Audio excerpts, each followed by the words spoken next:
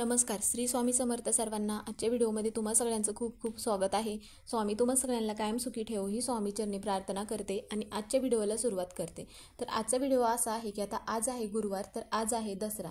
आता दसरा म्हटलं की सगळ्यांना सगळ्यात अगोदर आपटेची पानं जे आहेत, ज्याला आपण सोने म्हणून एकमेकांना वाटत असतो, तर ते सगळ्यांच्या डोळ्यापुढे मग येत असतं. तर दसरा म्हटलं की नवीन घर घेणे किंवा नवीन गाडी घेणे किंवा कोणत्या ना कोणत्या वस्तू नवीन खरेदी करण्यासाठी दसरा हा जो दिवस आहे अत्यंत शुभ मानला जातो.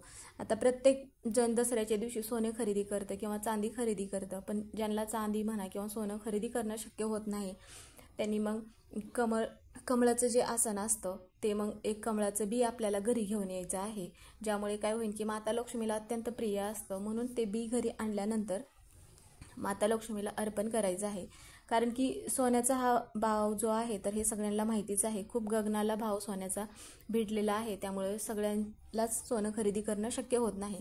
जरी तुम्ही सोनं खरेदी नाही केलं तर मग आपल्या घरामध्ये अखंड लक्ष्मी कशी टिकावी, आपली एखादी कठीण इच्छा आहे तर ती कशी पूर्ण व्हावी, म्हणून आपल्याला काही घरीच दसऱ्याच्या दिवशी उपाय म्हणा किंवा काही सेवा आपल्याला करणे महत्त्वाचे आहे. माता लक्ष्मी जी आहे तर ही आपण कोणत्या वस्तू खरेदी करतो हे जेवढं बघत नाही तेवढ्या पद्धतीने आपण कोणत्या सेवा करतो, किती मनोभावे करतो हे माता लक्ष्मी मग बघत असते.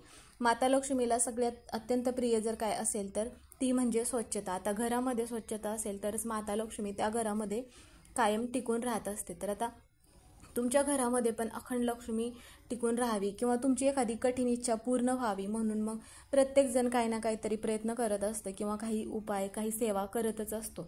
तर त्याचप्रमाणे आता तुमच्या घरातील एखादी व्यक्ती अशी आहे की ती व्यवसाय करते, पण त्या व्यवसायामध्ये पाहिजे तसं यश मिळत नाही, त्या व्यवसायामध्ये सतत अडथळे निर्माण होत असतात किंवा काय ना काय अडचणी येतात, संकटे येत असतील. आपल्या घरामध्ये खूप पैसा येतो, पण त्यावेळेस तो पैसा जो आहे तर तो टिकून राहत नसतो. त्यावेळेस मग काय होतं की आपल्या घरामध्ये अखंड लक्ष्मी टिकून राहावी म्हणून काही आपल्याला दसऱ्याच्या दिवशी उपाय करायचा आहे. तर कोणता उपाय करायचा आहे तर आपल्याला काय करायचं आहे, संध्याकाळी दिव्याखाली एक वस्तू ठेवायची आहे. तर ती वस्तू ठेवल्यामुळे काय होतं, ती वस्तू कधी ठेवायची आहे आणि त्या वस्तूचं काय करायचं आहे आपल्याला, याबद्दलची जी माहिती आहे तर आपण सगळी माहिती आजच्या व्हिडिओमध्ये घेणार आहोत. व्हिडिओ शेवटपर्यंत बघा, म्हणजे ही माहिती तुम्हाला पूर्णपणे समजेल. तुम्हाला व्हिडिओ जर आवडला तर व्हिडिओला लाईक करा, चॅनलवर नवीन असाल तर सबस्क्राईब करा. आता दसरा हा जो सण आहे तर या सणाला आपण विजयादशमी असेही म्हणत असतो, कारण की हा जो सण आहे तर वाईटांवर चांगल्यांचा विजय दर्शवला जातो.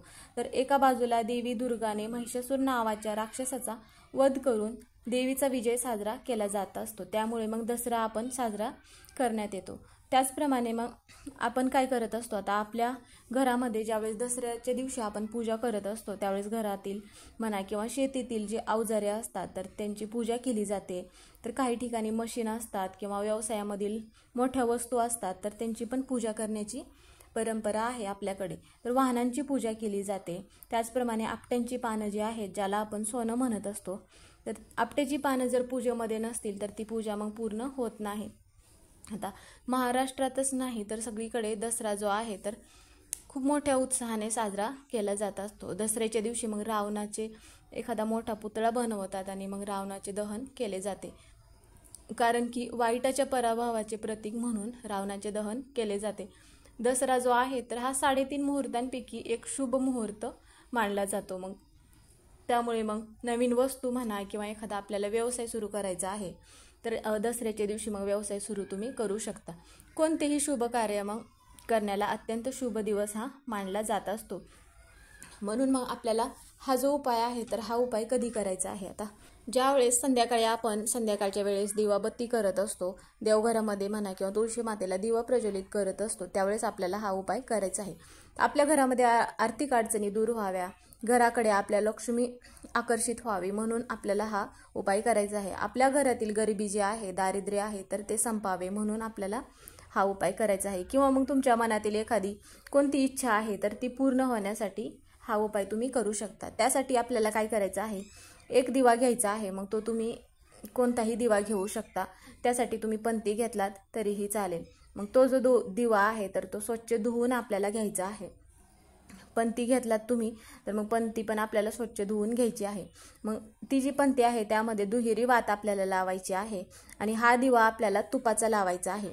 त्यासाठी आपल्याला एक प्लेट घ्यायचा आहे आणि प्लेट घेऊन प्लेटमध्ये आपल्याला हळदीचे स्वास्तिक काढायचं आहे आणि त्यावरती आपल्याला काय करायचं आहे, हरभरा डाळ घ्यायची आहे थोडीशी, ज्याला आपण चना डाळ पण असे म्हणत असतो, तर ती टाकायची आहे त्या स्वास्तिकवरती. आणि दसऱ्याच्या दिवशी हळद म्हणा, चना डाळ या ज्या वस्तू आहेत तर ह्या वस्तूंना खूप महत्त्व दिले जाते, कारण की दसऱ्याच्या दिवशी या वस्तूंची पूजा करण्याला पण महत्त्व दिले जाते. माता लक्ष्मीला या ज्या वस्तू आहेत तर अतिशय प्रिय असतात, म्हणून मग आपल्याला मुठभर चण्याची जी डाळ आहे तर त्यामध्ये टाकायची आहे. तर हा दिवा मग आपल्याला डाळीवरती ठेवायचा आहे आणि नंतर काय करायचं आहे, हा दिवा आपल्याला देवघरामध्ये प्रज्वलित करायचा आहे. नंतर काय करायचं आहे, आपल्याला दिव्याला हळदी कुंकू लावून अक्षदा अर्पण करायचे आहेत. दिव्यामध्ये अखंड लक्ष्मी प्राप्तीसाठी आपल्याला काय करायचं आहे, एक लवंग, एक हिरव्या रंगाची वेलची टाकायची आहे. मग देवघरापुढे बसून आपल्याला काय करायचं आहे, नवरत्न मंत्राचा जो जप आहे तर तो जप करायचा आहे. त्यानंतर मग महालक्ष्मी अष्टक 3 वेळा म्हणायचं आहे. तुमच्या घरातील सुख शांती व्हावी, घरामध्ये आर्थिक अडचणी दूर व्हाव्या, घरामधील गरिबी संपावी, घरातील ज्या कोणत्या तुमच्या इच्छा आहेत तर त्या इच्छा पूर्ण व्हाव्या, यासाठी मग माता लक्ष्मीला आपल्याला प्रार्थना करायची आहे. आता घरातील सगळ्यांनी मग नंतर काय करायचं आहे, दिवा प्रज्वलित केल्यानंतर घरातील प्रत्येक व्यक्तीने, लहान असो किंवा मोठे व्यक्ती असो, सगळ्या व्यक्तींनी दिव्याच्या मग आपल्याला आशीर्वाद घ्यायचा आहे. आणि दुसऱ्या दिवशी मग आता हा जो दिवा आहे तर किती वेळ ठेवायचा आहे, तर या दिव्यामध्ये तुम्ही 1 किंवा 2 तास हा दिवा विझला नाही पाहिजे एवढं त्या दिव्यामध्ये तुम्ही तूप टाकू शकता.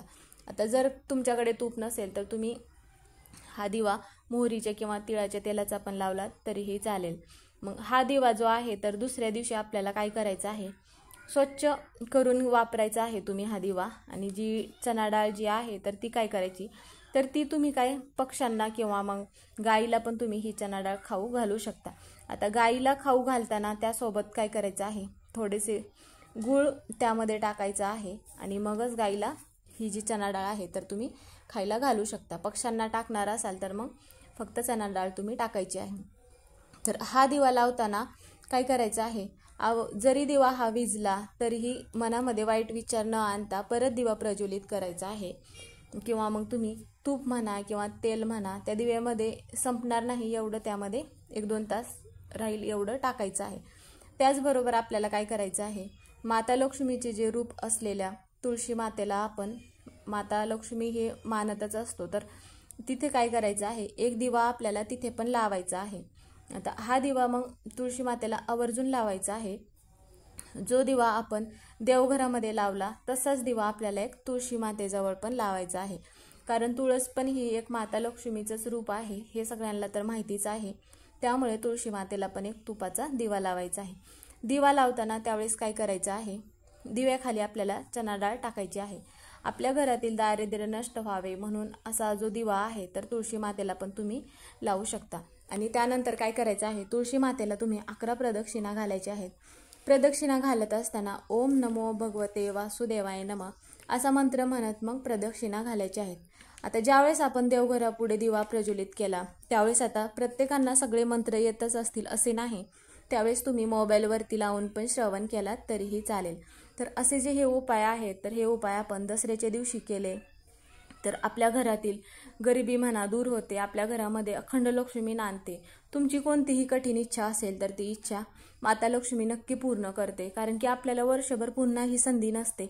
म्हणून मग असा हा उपाय आवर्जून करायचा आहे. तर आजचा व्हिडिओ हा इथेच संपला. व्हिडिओ कसा वाटला कमेंट करून नक्की सांगा. कमेंटमध्ये ओम महालक्ष्मी नमः किंवा श्री स्वामी समर्थ हे लिहायला विसरू नका. व्हिडिओ पूर्ण बघितल्याबद्दल धन्यवाद.